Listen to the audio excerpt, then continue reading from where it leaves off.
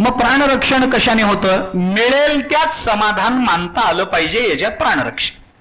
हे मी वायूकडून शिकलो असं ते सांगतात.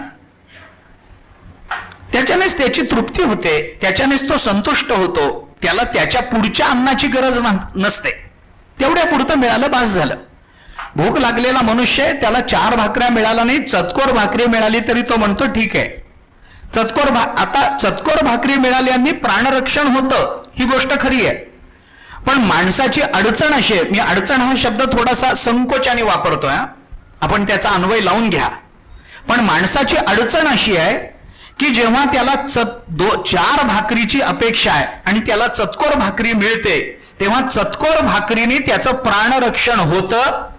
पण चतकोर भाकरीने झालेल्या प्राणरक्षणातून प्राप्त झालेलं सामर्थ्य तो 4 भाकरी कमावण्यामध्ये वाया घालवतोय. मी काय सांगतोय ते लक्षात घ्या. आपल्याला जे अन्न अल्प मिळावं चालतं, पण अल्प जे अन्न मिळतं त्या अन्नानं निर्माण झालेल्या ऊर्जेचा विनियोग हा अधिकाधिक अन्न मिळवण्याकरता केला जातो. हे कारण आहे.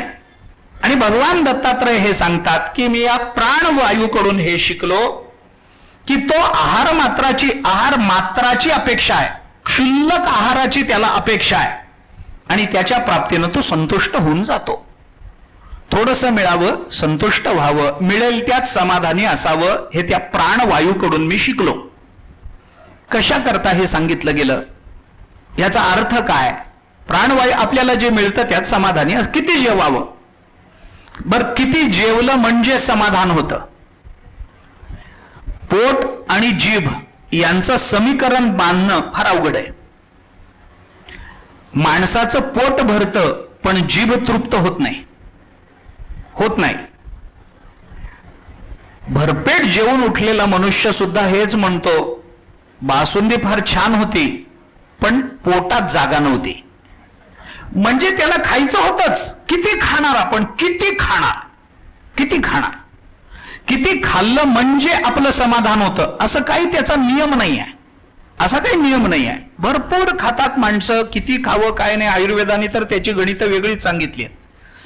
जिभेचं आणि पोटाचं गणित जमणं फार अवघड आहे.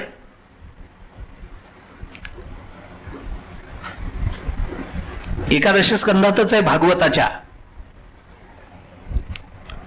द्वापार युगाची परिसमाप्ती आणि कलियुगाचा आरंभ होण्याच्या पूर्वी त्या नवयोगेश्वराच्या संवादामध्ये भागवतात आलंय. नारद मुनी हे बोलून दाखवतात, इंद्रियाभ्याम जय्याभ्याम द्वाभ्याम एव हतम जगत अहो उपस्थ जिव्हाभ्याम ब्रह्मादि मशकावधी. भागवतात आला.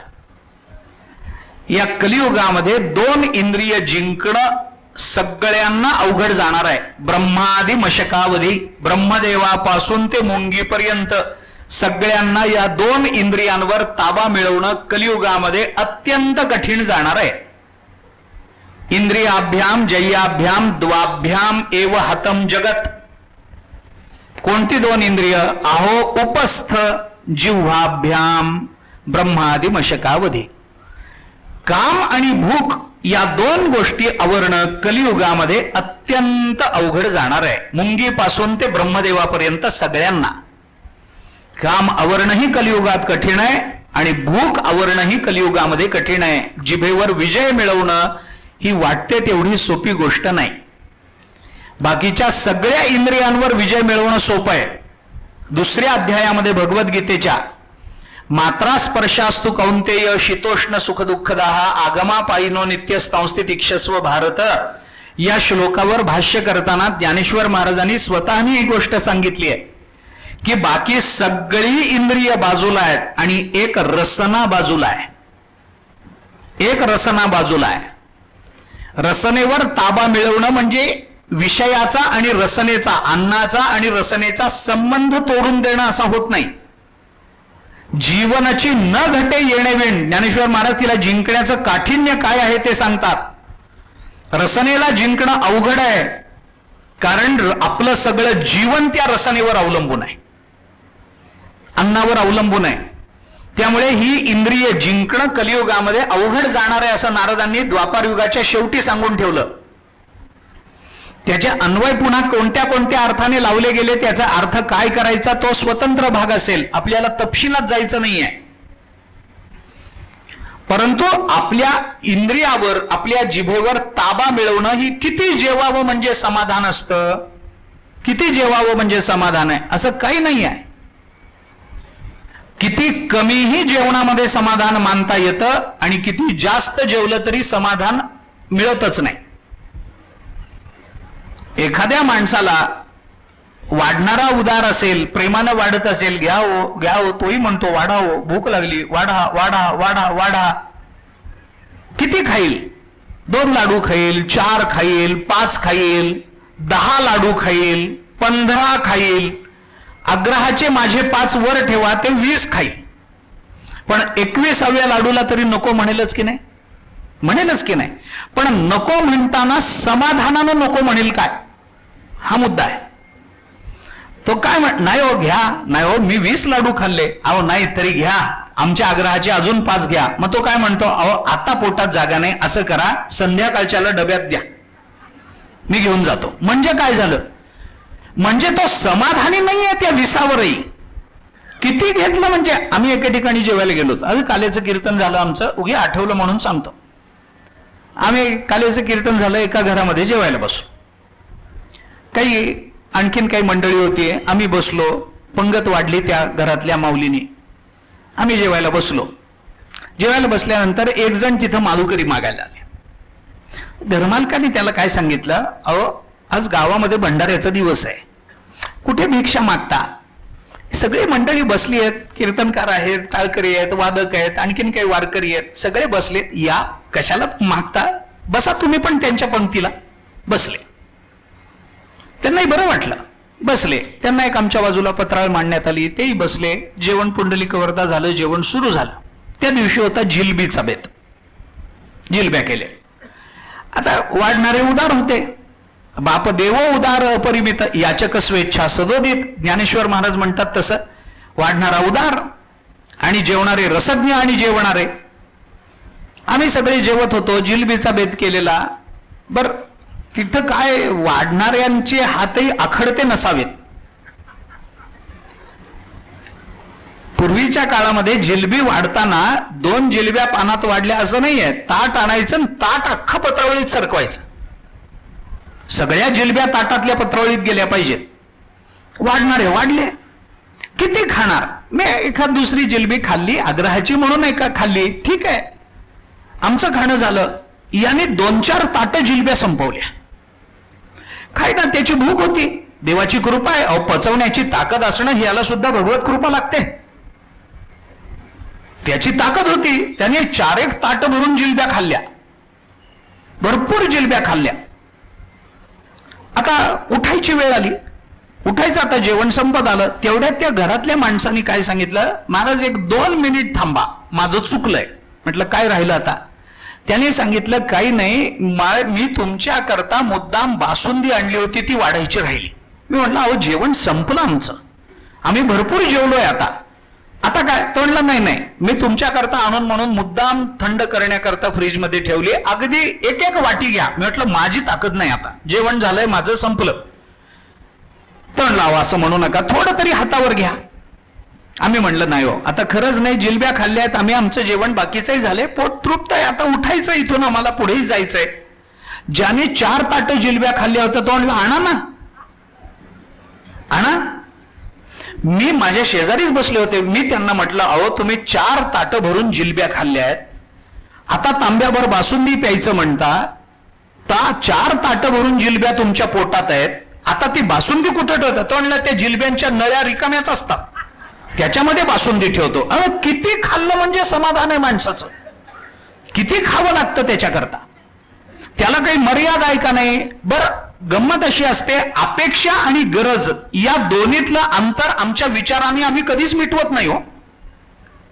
आमच्या अपेक्षा काय आहेत आणि आमची गरज काय आहे याच्यातलं अंतर आम्ही विचाराने मिटवण्याचा प्रयत्नच करत नाही. आम्ही नेहमी अपेक्षेच्या मागे जातो आणि गरजेचा विचार कधीच करत नाही.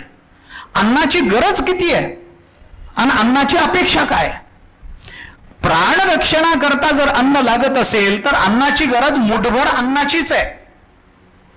पण तरी सुद्धा आम्ही रोज जास्त खातोच की नाही? बरं, याचा अर्थ असाही नाही की आपल्याला मुठभरच किती मिळत असलं तरी मुठभरच खा, असाही त्याचा अर्थ नाहीये. पण हे सगळं ज्या पारमार्थिक विचाराच्या पार्श्वभूमीवर चाललेलं आहे त्याच्याकरता हा विचार उपयुक्त आहे की मुठभर मिळत असेल तर गरजच बघावी. कारण काही गोष्टी गरजेच्या असतात, त्यांच्या अपेक्षा जास्त ठेवून त्याचा उपयोग होत नाही. वस्त्राची गरज आहे, किती वस्त्र घरामध्ये ठेवायचे? आता हे सगळं लांबवत गेलं तर पुष्कळ लांबत जाईल. अन्नाची गरज आहे, कशा करताय? आपल्या सत्ववृत्ती करता अन्नाची गरज आहे. आहार शुद्ध सत्वशुद्धी सत्वशुद्ध ध्रुवा स्मृती स्मृतिलंबे सर्व ग्रंथीनाम विप्रमोक्ष, उपनिषदाचं वचन आहे. आहार जर चांगला मिळाला, शुद्ध मिळाला, आहाराची शुद्धता कशावर आहे? आपण काही वैश्वदेव करतो, अन्नशुद्धी करताच करतो ना. वैश्वदेवाची गरज काय?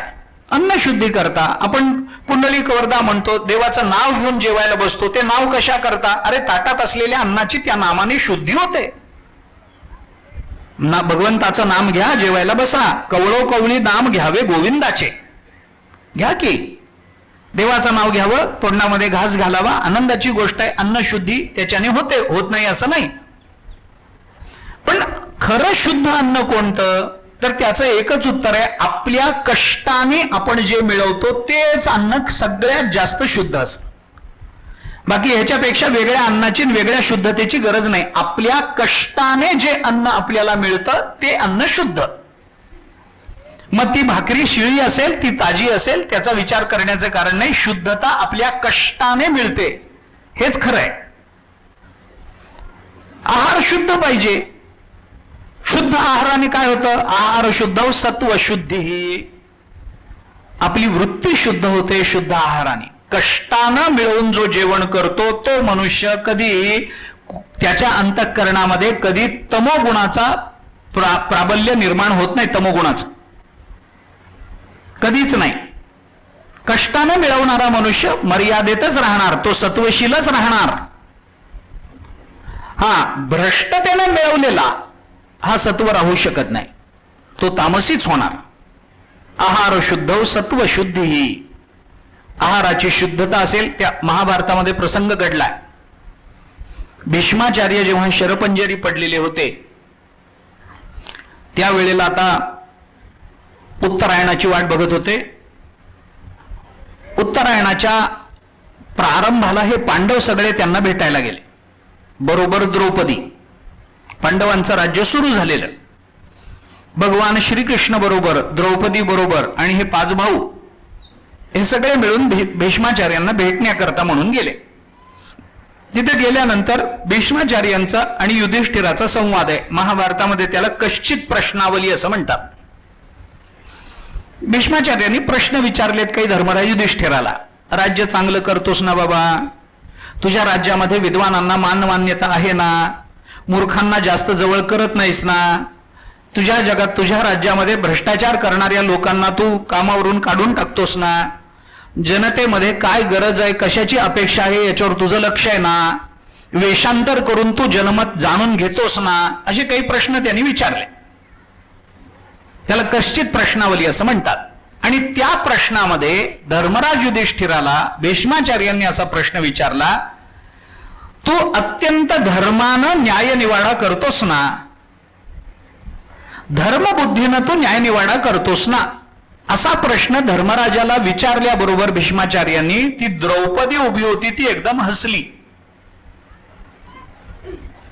द्रौपदी हसल्याबरोबर सगळ्यांचं लक्ष तिच्याकडे गेलं. एवढा गंभीर प्रसंग आहे.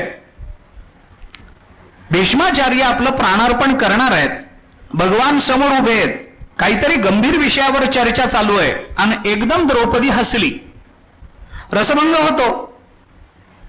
आणि मग सगळेच तिच्याकडे एकदम आश्चर्याने बघायला लागले. भीम रागावले. भीमाने, कशाला हसलीस? हे काय हसण्याची जागा आहे? काय एकदम हसलीस तू?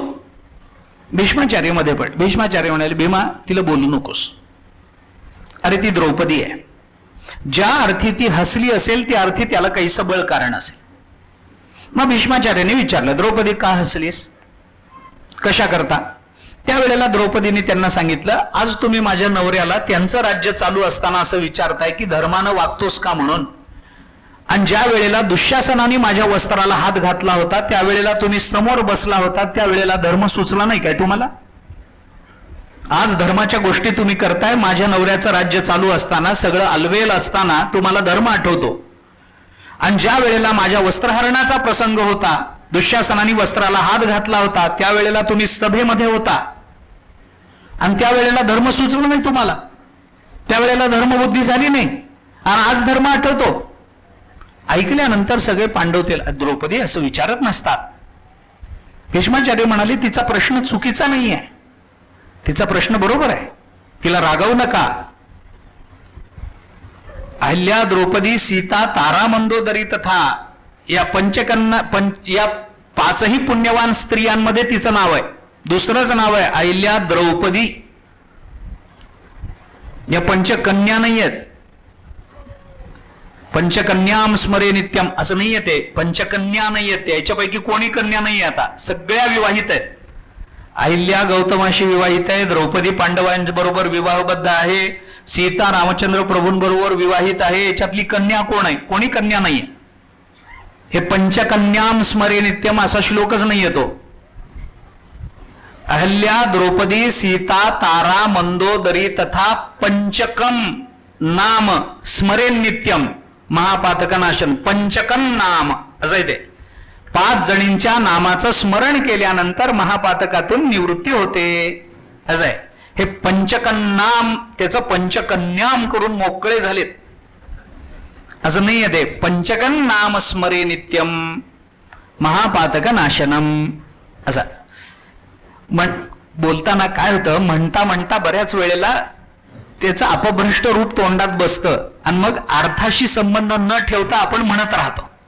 असं दुर्दैवाने होत राहतं, बऱ्याच वेळेला असं घडतं. ठीक आहे, पण त्याच्यात काही दोष आहे त्यातला भाग नाही, पण त्याची कधीतरी स्पष्ट रूपाने जाणीव करून घेतली पाहिजे. भीष्माचार्यांनी सांगितलं त्या द्रौपदीला बोलू नका, तिचा प्रश्न बरोबर आहे. आणि मग भीष्माचार्यांनी त्याला उत्तर दिलं की तुझं म्हणणं बरोबर आहे, दुःशासनाने तुझ्या वस्त्राला हात घातला त्यावेळेला मी त्या सभेमध्ये होतो, पण मी विरोध केला नाही. आज मी धर्माची भाषा करतोय, याला कारण आहे. काय कारण आहे? त्याच्यातलं एक कारण देताना त्यांनी हे कारण दिलंय. महाभारताच्या टीकेमध्ये सुद्धा याचा विचार चांगल्या पद्धतीनं बोलून दाखवलाय. त्याचं एक कारण देताना त्यांनी असं सांगितलं की त्यावेळेला मी दुर्योधनाचं अन्न खात होतो, त्यामुळे मला धर्मबुद्धी झाली नाही, आणि अर्जुनाने मारलेल्या बाणातून त्या अन्नापासून बनलेलं सगळं रक्त निघून गेलंय, त्यामुळे मला आता धर्माचं स्मरण होत आहे. अन्नाचा परिणाम आपल्या धर्मबुद्धीवर होतो, आपल्या सत्वशीलतेवर होतो. याच्याकरता अन्न मर्यादित असावं आणि अन्न सात्विक असावं आणि अन्न कष्टातून आलेलं असावं. ते मर्यादित असावं आणि कष्टातून मिळालेलं असावं, याची अपेक्षा आहे. किती अन्न आहे, किती अन्नाचं सेवन करावं याला धरबंध नाहीये काही. पण आयुर्वेदाने आपल्याला काही विभाग करून दिलेत. आपल्या पोटाचे 4 विभाग करा, त्याच्यातला 1 विभाग 2 विभाग अन्नाने भरा, 1 विभाग पाण्याकरता ठेवा आणि 1 विभाग वायू करता विचरणाकरता म्हणून मोकळा ठेवा, हे सांगितलंच आहे ना आपल्याला. आकंठ जेवू नका. किती जेवायचं? तोंडातून बोट घातलं तर बोटाला भाजी भाकरी लागावी इतकं कुठे जेवायचं असतं काय? इतकं जेवण आहे थोडं. आपल्याकडे काय आहे, आता कुणाकडे जेवायला गेलं ना की लोक म्हणतात सावकाश जेवा. हे सावकाश जेवा म्हणजे काय असतं?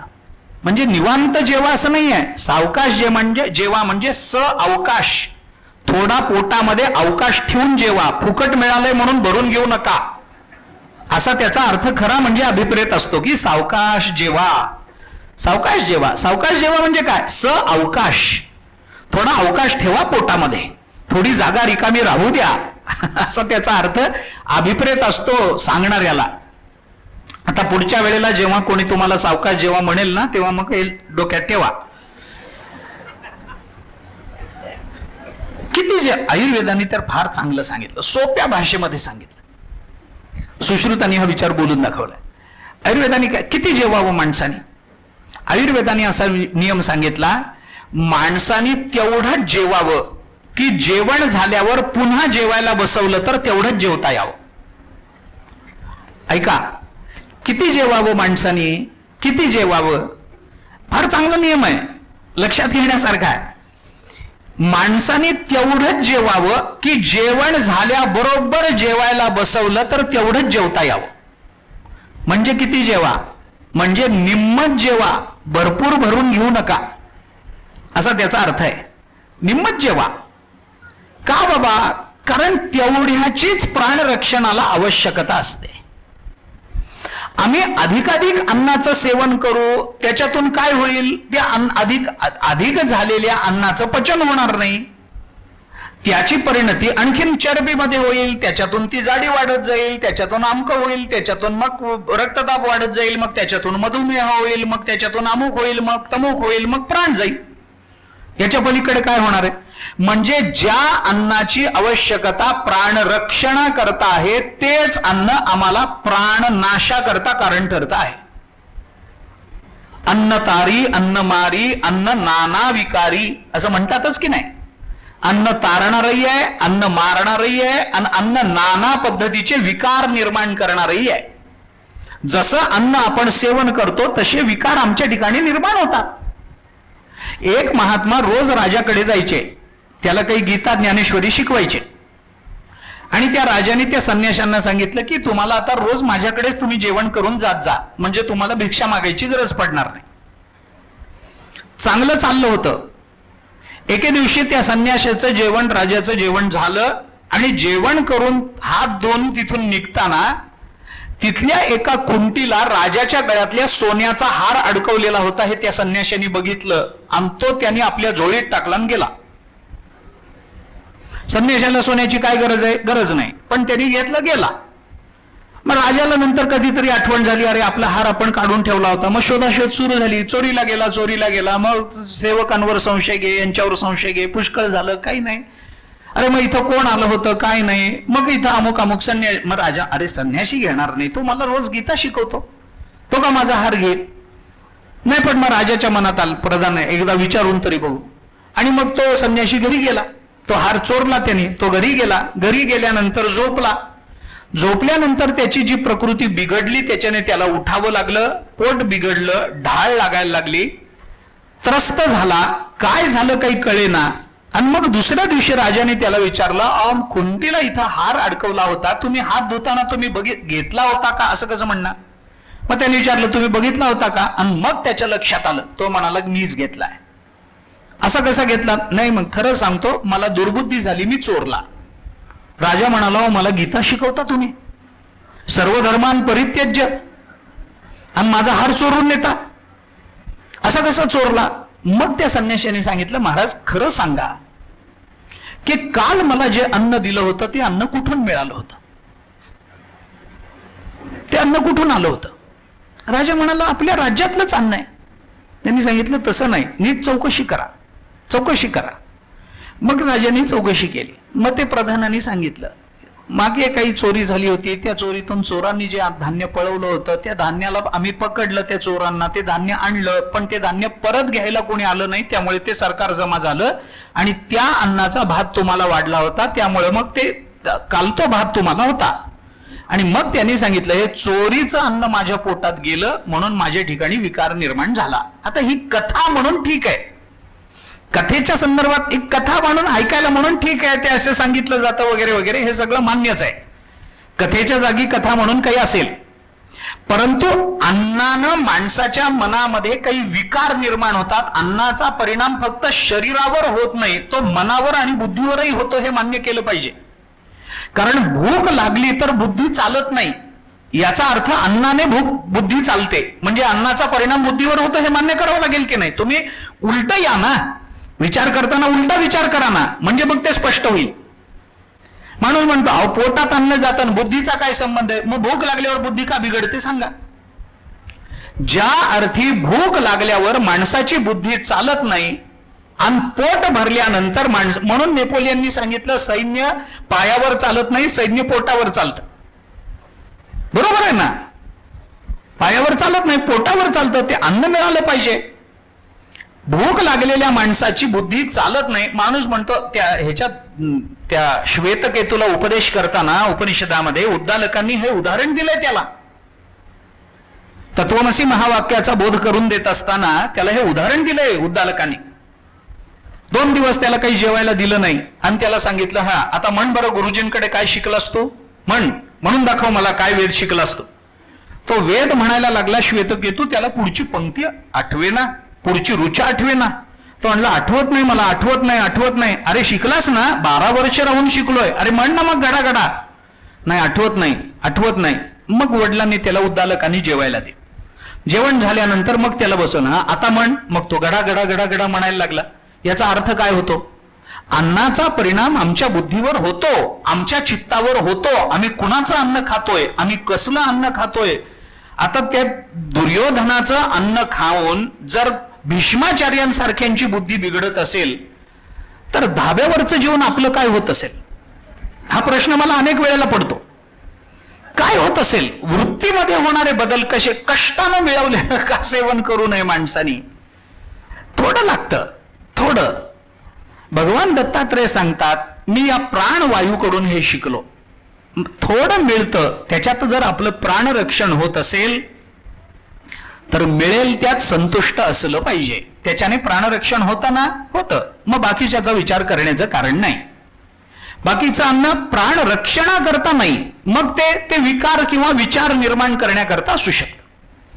प्राण रक्षणाकरता म्हणाल तर मुठभर पुरतं, तेवढ्या पुरतं. त्याच्याकरता खूपच पोटभर जेवावं लागतं असं नाही, थोडासा अन्न सेवन केलं तरी. म्हणून आपल्याकडे भूक लागल्यानंतर जर कोणी पाणी पित असेल तर माणसं त्याला पिऊ देत नाही. नुसतं पाणी, भुकेल्या पोटी पाणी पिऊ नका. मग मुठभर चुरमुरे खान त्याच्यावर पाणी प्या. मुठभर चुरमुरे खा, मग घागरभर पाणी प्या पोट भरेपर्यंत, प्रश्न नाही. पण आधी मुठभर चुरमुरे खा, कारण ते चुरमुरे हे अन्न आहे, पाणी हे अन्न नाहीये. मुठभर चुरमुरे खा, पोटाला काहीतरी आधार असला पाहिजे, आपण म्हणतो की नाही. तेवढं मुठभर खा, मग पाणी पी. नुसतं पाणी पिऊ नका. भूक लागलेल्या अवस्थेमध्ये पोटात काही नसताना नुसतंच पाणी पिण्यातून कदाचित जलोदर होण्याची शक्यता असते असं म्हटलंय. जलोदर होईल कदाचित, असू दे. खूप भूक लागली, माणसाने पाणी पिऊन शमवू नये. आणि खूप तहान लागली, अन्न पिऊन ती घालवू नये. बद्धगोष्ठता होते त्याच्याने, आणि याच्याने जलोदर होण्याची असं म्हणतात. मी काही त्यातला तज्ञ नव्हे, पण मी जे ऐकलंय ते आपल्याला सांगतो. मग काय करायचं? काही नाही, मुठभर पोहे खा, मुठभर चुरमुरे खा, आणि मग त्याच्यावर किती पाणी प्यायचंय ते प्या. का? कारण ते मुठभर चुरमुरे जे असतात, मुठभर पोहे जे असतात ना, तेच प्राणधारणा करत असतात. आपल्या प्राणाचं रक्षण ते करतात. म्हणून भगवान दत्तात्रय सांगतात की या प्राणवायूकडून मी हे शिकलो की आहार मात्राची अपेक्षा, केवळ आहाराची अपेक्षा तो ठेवतो, आणि थोडासा आहार जरी मिळाला तरी तो त्याच्याने संतुष्ट होतो. कशा करता सांगितलं हे? हेतू काय आहे? 24 गुरूंचा उपदेश करत असताना ते 24 कशाला हवेत? ते मोक्षा करता हवेत ना, ब्रह्मज्ञाना करता हवेत ना. मग ब्रह्मज्ञानाच्या या सगळ्या प्राप्तीच्या मार्गामध्ये, या सगळ्या प्रक्रियेमध्ये साधकांनी सुद्धा आपल्याला मिळेल त्यात संतुष्ट असलं पाहिजे. हे त्या वायूकडून मी शिकलो. साधकाने अधिकाची अपेक्षा ठेवू नये. साधकाची दशा उदास असावी, उपाधी नसावी. अंतर्वाई तुकोबारांचं वचन आहे. साधकाची दशा उदास असावी. मला अमकच पाहिजे. साधना करणारा मनुष्य मी शिरापुरी शिवाय काही खात नाही असं म्हणत असेल तर त्याची साधना कधी पूर्ण? जे मिळेल त्यात त्याने समाधानी असलं पाहिजे. कारण ज्या दिवशी जे अन्न आम्हाला मिळतं त्या दिवशी ते आमचं प्रारब्ध असतं, आणि प्रारब्ध परिवर्तनाचं सामर्थ्य जीवाच्या ठिकाणी नाहीये. जे प्रारब्ध असेल ते भोगावं लागेल. ज्या दिवशी जे अन्न आम्हाला मिळतं त्या दिवशी भगवंताची तेवढीच कृपा आपल्यावर असते. त्या कृपेमध्ये परिवर्तन करण्याचा अधिकार जीवाला नाहीये. याच्याकरता साधकाने आपल्या जीवनाच्या निर्वाहाकरता या सगळ्या गोष्टीचा उपयोग करायचा आहे. आपण पुन्हा भागवतात चला. भागवताच्या 2य स्कंधामध्ये पुरुषार्थाचा विचार बोलून दाखवताना धर्म, अर्थ, काम आणि मोक्ष याची जी संगती भागवतांनी लावून दिली ती याच अर्थाने आहे. माणसानं धर्माचं पालन करावं मोक्ष प्राप्ती करता, अर्थ प्राप्ती करता नाही. धर्म कशा करता पाळायचा? मोक्ष मिळावा म्हणून. मला धर्मानं वागल्याने काही लोकांनी सज्जन म्हणून संपत्ती द्यावी, दक्षिणा द्यावी याच्या करता नाही. माणसाने धर्माचं पालन करावं मोक्षाकरता, अर्थप्राप्ती करता नाही. माणसाने अर्थार्जन करावं, मिळालेला अर्थ धर्म मार्गाने खर्च करण्याकरता, कामाच्या तृप्ती करता नाही. माणसाने कामाचं सेवन करावं हे इंद्रियाच्या तृप्ती करता नाही, जीवनाच्या निर्वाहाकरता करावं. आणि माणसाने मोक्षाचा विचार करावा किंवा जीवनाचा अंतर्बाह्य विचार करावा, तो आम्हाला परमात्म्याची प्राप्ती व्हावी म्हणून, आम्हाला स्वर्ग वगैरे एवढ्या तुच्छ गोष्टींमध्ये अडकून पडायचं नाही म्हणून. कशा करता? कामाचं सेवन कशा करताय? जीवनाच्या निर्वाहा करता. साधकाने कसं वागलं पाहिजे? साधकाचे नियम आहेत. त्याने किती आहार घेतला? युक्त आहार विहार, नेम इंद्रियासे सार, नसावी बासर निद्रा, बहुभाषण. तुकाराम महाराजांनी बोलून दाखवलं ना. तुकाराम महाराज बोलून दाखवतात आपल्याला. याच्याकरता आपण विचार करा, याच्याकरता जीवन जगा. काळ सारावा चिंतने, एकांतवासी गंगा स्नाने, देवाच्या पूजने, प्रदक्षिणा तुळशीच्या, युक्त आहार विहार, नेम इंद्रियासे सार, नसावी बासर निद्रा, बहुभाषण नसावं.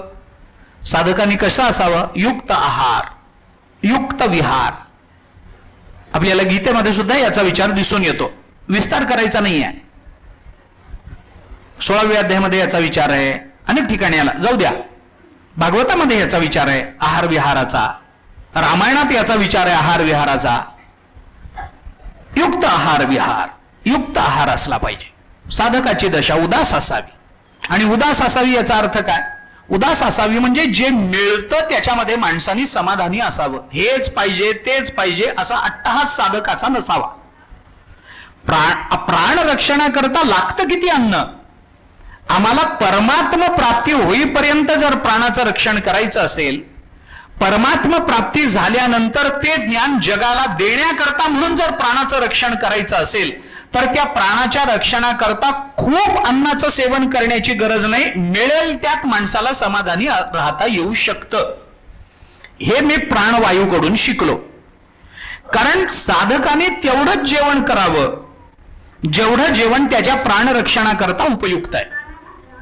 अधिकाधिक जेवण केलं तर काय होतं?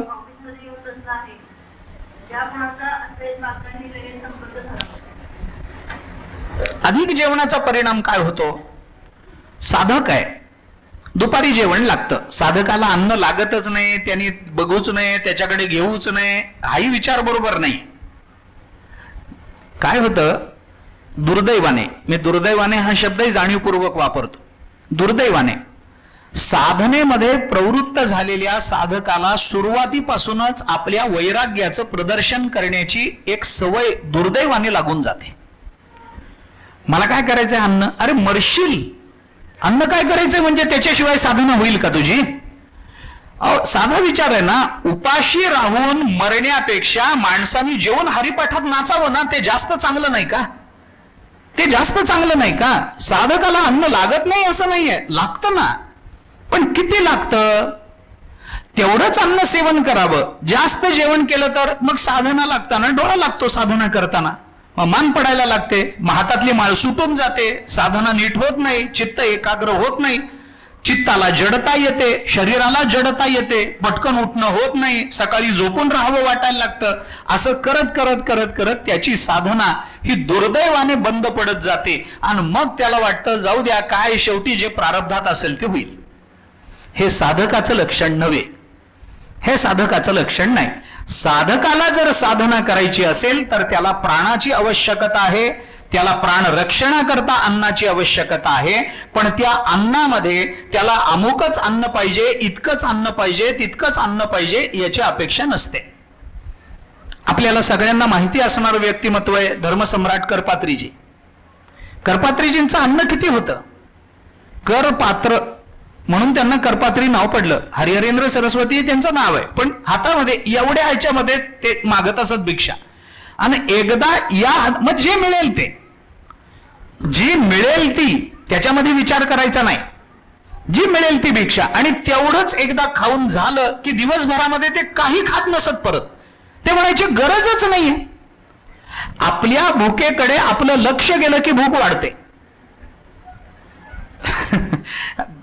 गंमत कुठे विचार करा. मला भूक लागली या विचारानं भूक वाढते. मला भूक म्हणजे हे काही असं नाहीये की आपल्याला भूक लागतच नाही, माणसाने तसं कधी म्हणूच नाही, लागते भूक. काम करणारी मंडळी आहोत आपण, इकडं तिकडं आपल्याला जावं लागतं, आणखीन काही करावं लागतं, ठीक आहे, भूक लागते, शरीर आहे शेवटी. पण प्रत्येक वेळेला भूक लागली. आपल्याकडे काय आहे आता, हे दोन्ही पद्धती आहेत. पाश्चात्य पद्धतही वेगळी आहे, भारतीय पद्धतही वेगळी आहे. पाश्चात्य तत्वज्ञाना पाश्चात्य याच्यामध्ये जीवनशैलीमध्ये हे सांगितलं जातं की माणसाने सकाळचा जो काही नाश्ता वगैरे सकाळचं खाणं असतं ते राजासारखं करावं, दुपारचं मध्यमवर्गीयासारखं आणि रात्री भिकाऱ्यासारखं असं म्हटलं जातं. विकाऱ्याला मिळतं तेवढंच समाधान, तसं रात्री फार जेवू नये, दुपारच्या वेळेला थोडंसं जेवण, सकाळी मात्र भरपूर आहार घ्यावा असं आपल्याकडे सांगितलं जातं. अनेक ठिकाणी सांगितलं जातं. दोन्ही पद्धती आहेत त्याच्या. काही वेळेला असं सांगितलं जातं की या नाश्त्याच्या वगैरे भानगडीमध्ये पडू नका, सरळ सकाळी काय तुमची वेळ आहे त्या वेळेला जेवण करा. भरपूर एकदा जेवण झालं आणि संध्याकाळी एकदा जेवण झालं की माणसाला नंतर काहीही लागत नाही. आता आपल्याकडे त्या पद्धती आल्या. त्या पद्धती आल्या आता. सकाळी एकदा जेवतो, संध्याकाळी एकदा ठरलेल्या वेळेत जेवतो, मध्ये काही खात नाही किंवा थोड्या थोड्या वेळाने खात राहतो, असं सगळंच आपल्याकडे सगळं चाललंय. त्याच्यामुळे सगळेच गोंधळ झालेत. जाऊ द्या. किती आहार घ्यावा, साधकाची दशा उदास असावी. अन्नाच्या प्रकाराच्या संबंधामध्ये सुद्धा त्यांनी औदासीन्य बाळगावं आणि अन्नाच्या प्रमाणामध्ये सुद्धा त्यांनी औदासीन्य बाळगावं. किती आहार घ्यावा, जेवढा मिळेल तेवढा. मग एखाद्या वेळेला जास्त मिळाला तर त्याची गरज नसते. जे मिळेल त्याच्यामध्ये माणसाने संतुष्ट असावं, हे मी त्या वायूकडून शिकलो असं त्यांनी बोलून दाखवलं. शरीराच्या आतमध्ये राहणारा जो वायू, त्या संबंधानं हा विचार चालू आहे. इंद्रियाच्या तृप्ती करता पुष्कळ विषय भागवताने हे बोलून दाखवलंय. इंद्रिय तृप्त करणारे अनेक विषय आहेत, पण इंद्रियांच्या नादाला जेव्हा मनुष्य लागतो तेव्हा स्वाभाविक त्याचा पारमार्थिक विचार तिरोहित होत असतो. इंद्रिय विषयाकडे ओढून नेतात. विषय ओढी भुलले जीव, हे होतच. विषया वाचोनी काही आणि का सर्वथा रम्य नाही, ऐसा स्वभावची पाही इंद्रियांचा, हे ज्ञानोबराय बोलतातच. इंद्रियाच्या तृप्ती करता अनेक विषय जगताच्या पाठीवर आहेत, पण विषयाचं जेवढं वैविध्य आम्ही डोळ्यासमोर ठेवू तेवढी चित्ताची चंचलता वाढत राहते आणि साधकाला ते अनुकूल नाही. चित्ताची माणसाचं चित्त चंचल आहे. कशामुळे? अरे त्याचा स्वभावच आहे. चंचलम हि मनो कृष्णो प्रमाथी बलवदृढम. अर्जुन हा प्रश्न विचारतोच आहे भगवद्गीतेमध्ये 6व्या अध्यायामध्ये भगवंताला. देवा मन चंचल आहे, आणि कोणाचं नाही म्हणून, सगळ्यांचंच मन चंचल आहे. चंचलम हि मनो कृष्णो प्रमाथी बलवदृढम. देवा आमचं मन चंचल आहे, मग त्याच्याकरता काय करू मी? वायुरेव सुदुष्करम आहे, आवरता येणं अवघड आहे या चंचल मनाला.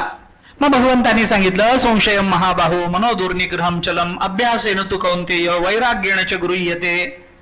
अभ्यासानं वैराग्यानं आपल्याला आपल्या मनाला शांत करता येतं. कशाचा अभ्यास? कशाचा अभ्यास? कमी अन्नामध्ये आपल्या प्राणाचं रक्षण करण्याकरताही एक अभ्यास लागतो आणि अपेक्षेपेक्षा आवश्यकतेपेक्षा जास्त असलेल्या गोष्टी मिळण्यामध्ये वैराग्याचाही अभ्यास लागत असतो.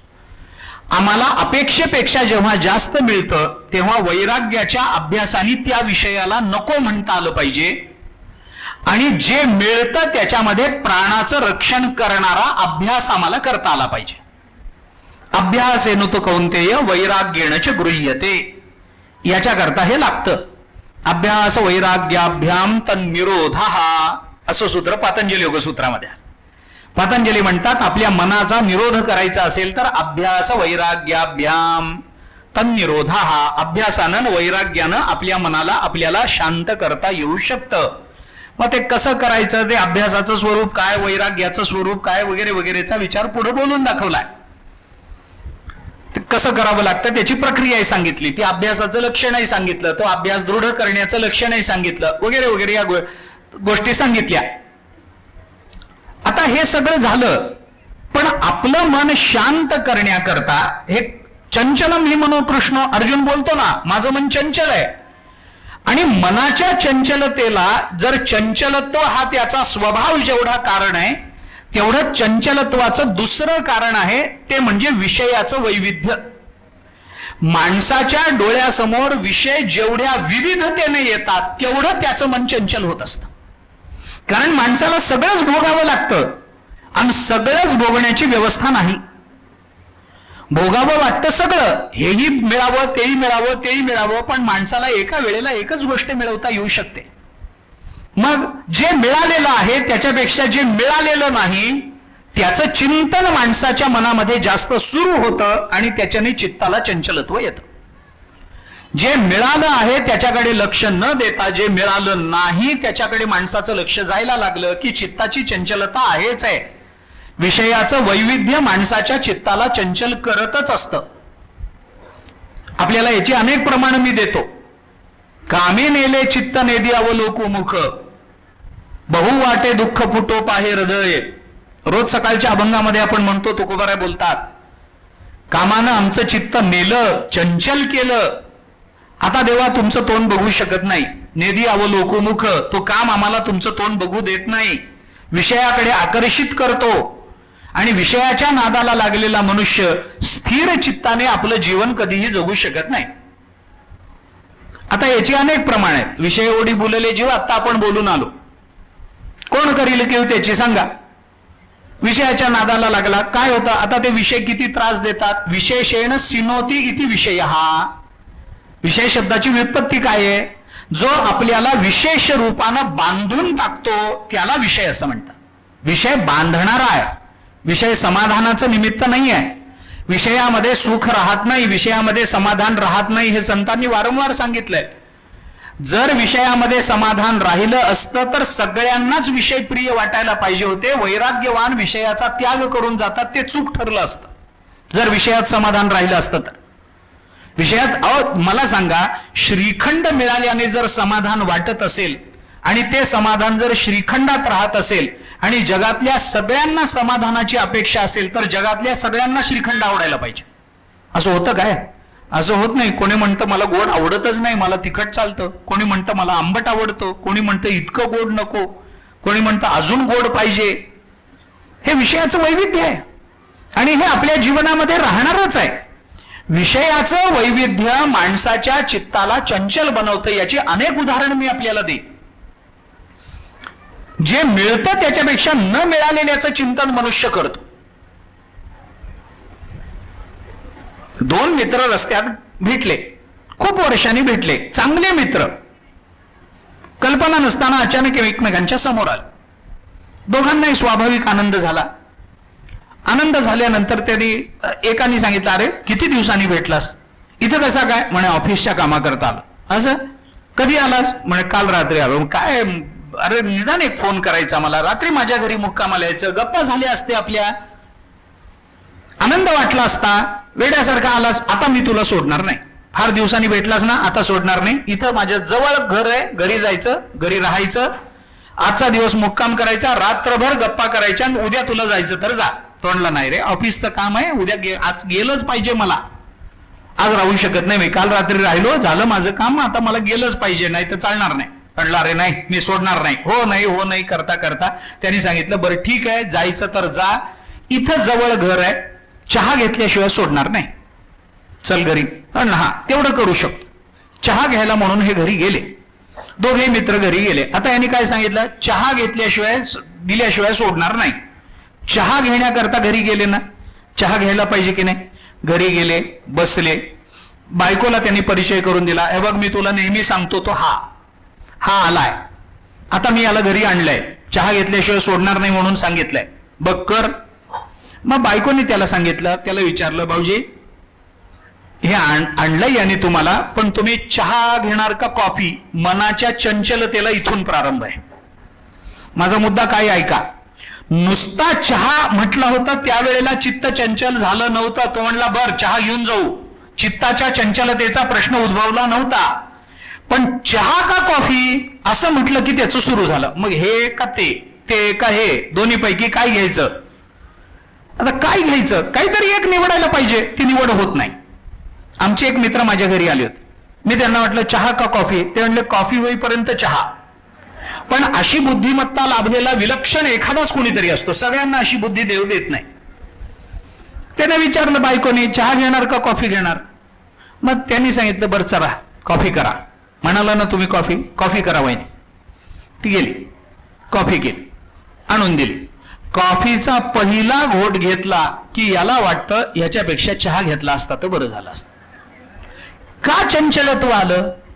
एकच विषय समोर असताना चंचलत्व येत नाही, पण विषयाचं वैविध्य जेव्हा डोळ्यासमोर उभं राहतं ना तेव्हा चित्ताला चंचलता येते. ही चंचलता साधका करता घातक आहे. साधका करता घातक आहे. विषय अनेक आहेत, तसं म्हटलं तर 5च आहेत. शब्द, स्पर्श, रूप, रसगंध 5च विषय, याच्या पलीकडे विषय नाहीत. पण या 5 विषयाचे जे विविध प्रकार आमच्या डोळ्यासमोर येतात ते मात्र अनंत अनंत होऊन येतात. शब्दाचे अनेक प्रकार आमच्या डोळ्यासमोर येतात, स्पर्शाचे अनेक प्रकार होऊन आमच्या डोळ्यासमोर येतात. ज्ञानोबारांनी 2-2च उदाहरणं दिली आहेत ज्ञानेश्वरीमध्ये. मात्रा स्पर्श असतो कोणते याच्या खाली 2-2च आहेत. चांगलं बोलणं, वाईट बोलणं एवढंच म्हटलंय. चांगला स्पर्श, वाईट स्पर्श एवढंच म्हटलंय. मृदू आणि कठीण एवढंच म्हटलंय. स्पर्शाचे दोन्ही गुण एवढंच म्हटलंय. 2-2च दिलेत. पण या सगळ्या विषयांची जेव्हा समीकरण तयार होतात तेव्हा विषयाचं वैविध्य खऱ्या अर्थाने आमच्या डोळ्यासमोर उभं राहतं. बरं, गंमत अशी आहे, याच्यातही गंमत अशी आहे, शब्द, स्पर्श, रूप, रसगंध या पंचविषयापैकी जो रस आहे किंवा कोणताही विषय आपण घ्या, हा जो रस आहे तो रस प्रत्येक वेळेला तोच असतो, पण प्रत्येक वेळेला त्याची नव्यानं अनुभूती आम्हाला येते. अहो, एकदा बुंदीचा लाडू खाल्ला, कळली ना चव त्याची. पुन्हा विचारलं, अजून 10 दिवसांनी विचारा बुंदीचा लाडू, तो म्हणतो चालेल ना. मग चालेल म्हणल्यानंतर तो जो दुसऱ्या वेळेला बुंदीचा लाडू येतो तो म्हणतो अहो मागच्या वेळेला खाल्ला होता ना, ह्या वेगळाच लागतो. अरे तोही बुंदीचाच आहे, आणि तो खाल्ला होता तोही बुंदीचाच होता. पण आम्हाला प्रत्येक वेळेला समोर आलेला विषय हा नवीन वाटतो. हे आमच्या अज्ञानाचं कारण आहे, हे आमच्या विपरीत भूमिकेचं कारण आहे, हे आमच्या ठिकाणी असलेल्या अज्ञानाच्या विक्षेप शक्तीचं कारण आहे. प्रत्येक वेळेला प्रत्येक विषय हा नव्यानं आमच्या समोर येतो आणि म्हणून आम्हाला तो मग भोगावा वाटतो. प्रतिक्षणम यत नवतामुपैति तदेव रूपम रमणीयतायाः असं कालिदासाचं एक वचन. सौंदर्याची व्याख्या करताना कालिदासाने असं म्हटलंय, प्रतिक्षणम यत नवतामुपैति, प्रत्येक क्षणी जे नवीनपणानं आम्हाला अनुभवाला येतं त्याला सुंदर असं म्हणतात. तदेव रूपम रमणीयतायाः, ते रूप रमणीय मानलं जातं. प्रत्येक वेळेला नवीन, प्रत्येक वेळेला नवीन, आम्हाला प्रत्येक वेळेचा विषय नवीन वाटतो, प्रत्येक वेळेचा. मग एकच विषय आहे, तो प्रत्येक वेळेला नवीन रूप जर धारण करून आमच्या समोर येत असेल तर अशी किती रूप आहेत त्या विषयाची? अनंत रूप घेऊन तो विषय येतो. आणि म्हणून आम्हाला विषय अनंत वाटतात. विषय अनंत नाहीत, विषय 5च आहेत. पण प्रत्येक वेळेला त्याच्या रूपाला आम्ही बोलतो आणि मागच्या वेळेसपेक्षा हा विषय आम्हाला अधिक आनंद देईल म्हणून त्या विषयाकडे प्रवृत्त होतो. पुन्हा पुन्हा पुन्हा पुन्हा आमची प्रवृत्ती वाढत जाते. कशाने वाढत जाते? त्याच्या विविध रूपाच्या मोहामध्ये आम्ही पडतो आणि त्या विषयाकडे वारंवार आकर्षित होतो. विषय एकच आहे.